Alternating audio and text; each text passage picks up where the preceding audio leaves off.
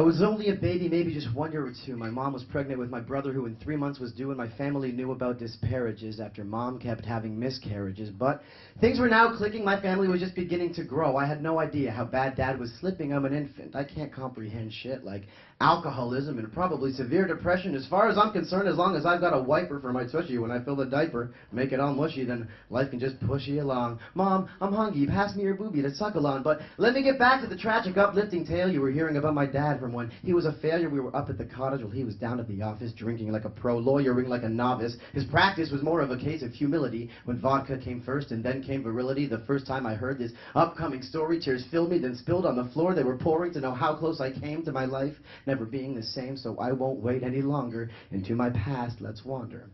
Random weekday morning, Dad's alarm clock rouses him from snoring. Time to wake up and start supporting your family, a wife and 2 kids with another bun in the oven forming. I hope you've got a water bottle because the temperature is scorching. But my dad doesn't need a water bottle because he's got a vodka bottle in a paper bag going full throttle in his Volvo on the highway. This is my father, a drunk driving lawyer, my role model. And the piece of shit Volvo starts to wobble, breaks down. Dad gets out, has to fix a fucking auto, wallowing, sipping liquor, swallowing his own sorrow, burying it deep down so he might see tomorrow. And as he stands on the tarmac, the sun beats his back, his life's gone numb, he only sees black. But when he looks to his right, he sees a Mack truck coming full speed, and he thinks, well, what the fuck? What's a wife? What's 2 kids? What's a third on the way right now? I just want to escape today. So you guessed it, he stepped in front of that rig, tried to bail at the last second, but he got hit, smacked, flung, peeled off the pavement. My dad should have been deader than the caveman.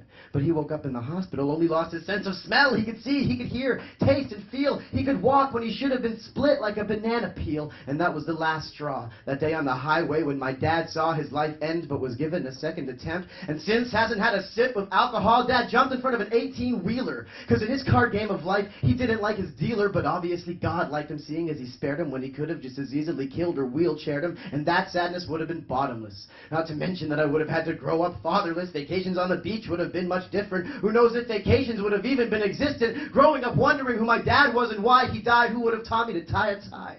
Who would have taught me to shave or play baseball? Get up with my head up if I try, but still fall. And if the Mack truck left you lifeless, Mom's days would have been nightless. And it's amazing, if you were to meet my dad today, you would say I was crazy. You would say that there's no way that this is the guy from the story about the drunkard, because he's the happiest man that I've ever encountered. The fucking dad of the century.